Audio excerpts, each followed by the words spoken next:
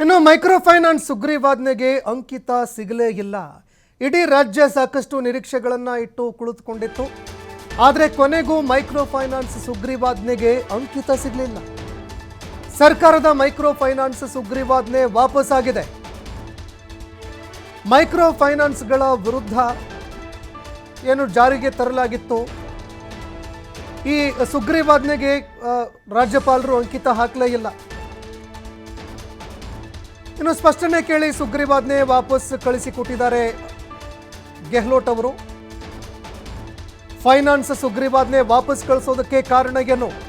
Micro ಫೈನಾನ್ಸ್ಗಳ ವಿರುದ್ಧದ ಸುಗ್ರೀವಾಜ್ಞೆಯನ್ನು ವಾಪಸ್ ಕಳಿಸೋದಕ್ಕೆ ಏನು ಕಾರಣವಾಯಿತು?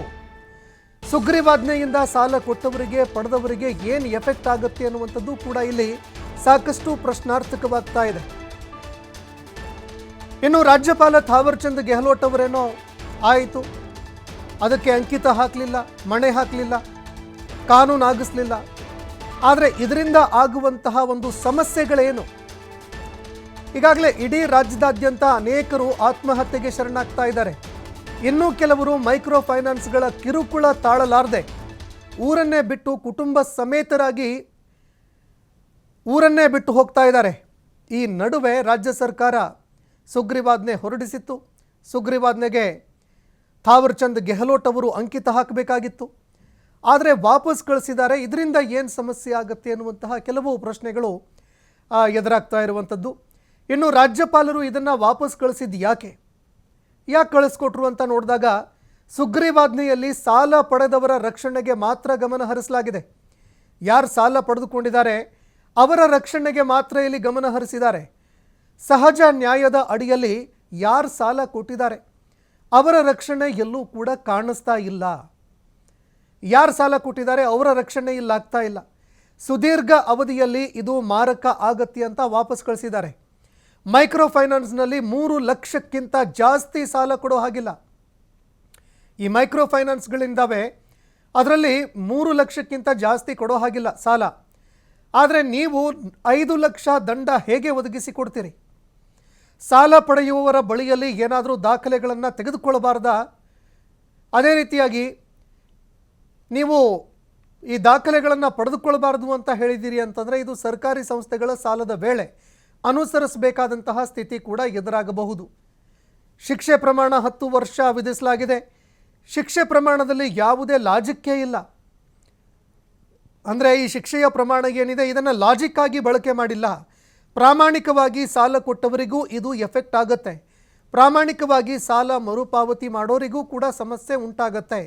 ಇನ್ನು ಬಜೆಟ್ ಅಧಿವೇಶನ ಹತ್ತಿರವಾಗ್ತಾ ಇರುವಾಗ ಸದನದಲ್ಲಿ ಸಾಧಕ ಬಾಧಕಗಳನ್ನು ಚರ್ಚೆ ಮಾಡಿ. ಪೊಲೀಸರು ಸರಿಯಾದ ಕ್ರಮ ಕೈಗೊಳ್ಳದೆ ಇರೋದಕ್ಕೆ ಮತ್ತೊಂದು ಕಾನೂನಿನ ಅಗತ್ಯತೆ ಕಾಣ್ತಾ ಇಲ್ಲ. ಅಂದರೆ ಪೊಲೀಸರು ಸರಿಯಾಗಿ ಕ್ರಮ ಕೈಗೊಂಡಿದ್ದಾರಂತೆ, ಇದೇ ಕಾರಣಕ್ಕಾಗಿ ಇನ್ನೊಂದು ಕಾನೂನಿನ ಅವಶ್ಯಕತೆ ಇಲ್ಲ ಅಂತ ನಮ್ಮ ರಾಜ್ಯಪಾಲರು ಹೇಳ್ತಾರೆ. ಇನ್ನು ಸುಗ್ರೀವಾಜ್ಞೆಯಲ್ಲಿ ಏನಿತ್ತು? ಕಿರುಕುಳ ಕೊಟ್ಟಿದ್ದೇ ಆದರೆ ಮೈಕ್ರೋ ಫೈನಾನ್ಸ್ ಲೈಸೆನ್ಸ್ಗಳನ್ನು ಕ್ಯಾನ್ಸಲ್ ಮಾಡಬೇಕು ಅಂತ ಇತ್ತು. ವಸೂಲಿ ಮಾಡುವಂತಹ ಸಂದರ್ಭದಲ್ಲಿ ಸಾಲಗಾರರಿಗೆ, ಅಂದರೆ ಯಾರು ಸಾಲ ಪಡೆದುಕೊಂಡಿದ್ದಾರೆ ಅವರಿಗೆ ಹಿಂಸೆ ಕೊಡುವಂತಿಲ್ಲ, ಅವರ ಮೇಲೆ ಹಲ್ಲೆ ಮಾಡುವಂತಿಲ್ಲ, ಅವಮಾನ ಮಾಡುವಂತಿಲ್ಲ, ಇದೆಲ್ಲದಕ್ಕೂ ಕೂಡ ನಿಷಿದ್ಧ. ಕಿರುಕುಳ ಕೊಟ್ಟಿದ್ದೇ ಆದರೆ ಗರಿಷ್ಠ 3 ರಿಂದ 10 ವರ್ಷ ಜೈಲು ಶಿಕ್ಷೆ. ಇದಕ್ಕೊಂದು ಕಾರಣ ಕೂಡ ಇತ್ತು. 3 ರಿಂದ 10 ವರ್ಷ ಜೈಲು ಶಿಕ್ಷೆ ಯಾಕಂದರೆ ಅನೇಕರಿಗೆ ಆತ್ಮಹತ್ಯೆ ಮಾಡ್ಕೊಳ್ಳೋದಕ್ಕೆ ಅಂತ ಇದು ಪ್ರೇರೇಪಣೆ ಕೊಟ್ಟ ಹಾಗೆ. ಒಬ್ಬ ವ್ಯಕ್ತಿ ಆತ್ಮಹತ್ಯೆ ಮಾಡ್ಕೊಳ್ಳೋದಕ್ಕೆ ಅಂತ ಪ್ರೇರಣೆ ನೀಡಿದ ಹಾಗೆ, ಆತನ ಮೇಲೆ ಕಿರುಕುಳ ಮಾಡಿದ ಹಾಗೆ. ಅದೇ ಕಾರಣಕ್ಕಾಗಿ 3 ರಿಂದ 10 ವರ್ಷ ಜೈಲು ಶಿಕ್ಷೆಗೆ ಪ್ರಾತಿನಿಧ್ಯತೆಯನ್ನು ಕೊಡಲಾಗಿತ್ತು. 5 ಲಕ್ಷ ರೂಪಾಯಿವರೆಗೆ ದಂಡ ಇದು ಕೂಡ ಇತ್ತು. ಟಾರ್ಚರ್ ಕೊಟ್ಟಿದ್ದೇ ಆದರೆ ನಾನ್ ಬೇಲೇಬಲ್ ಕೇಸ್ ಅಂತ ಪರಿಗಣನೆಗೆ ತೆಗೆದುಕೊಳ್ಳಲಾಗುತ್ತೆ. ಯಾರೊಬ್ಬರು ಕೂಡ ಟಾರ್ಚರ್ ಕೊಡೋ ಹಾಗಿಲ್ಲ. ಸಾಲ ಕೊಟ್ಟಿರಬಹುದು, ಟಾರ್ಚರ್ ಕೊಡುವಂತಹ ಒಂದು ಪ್ರಾತಿನಿಧ್ಯತೆ ಎಲ್ಲೂ ಕೂಡ ಕೊಡೋದಿಲ್ಲ. ಸಾಲ ಕೊಡುವಂತಹ ಸಂದರ್ಭದಲ್ಲಿ ಏನನ್ನೂ ಕೂಡ ಅಡಮಾನ ಇಡಿಸ್ಕೊಳ್ಬಾರ್ದು. ಬಲವಂತವಾಗಿ ಸ್ಥಿರಾಸ್ತಿಯಾಗಿರಬಹುದು, ದಾಖಲೆಗಳು ಅದನ್ನು ಕಸಿದುಕೊಂಡು ದಬ್ಬಾಳಿಕೆ ದೌರ್ಜನ್ಯ ಎಸಗಂಗಿಲ್ಲ. ಗೂಂಡಾಗಳನ್ನು ಬಳಕೆ ಮಾಡಿಕೊಳ್ಳೋ ಹಾಗಿಲ್ಲ. ಈ ರೀತಿ ಅನೇಕ ನಿರ್ಬಂಧನೆಗಳನ್ನು ರಾಜ್ಯ ಸರ್ಕಾರ ಹೇರಿತ್ತು.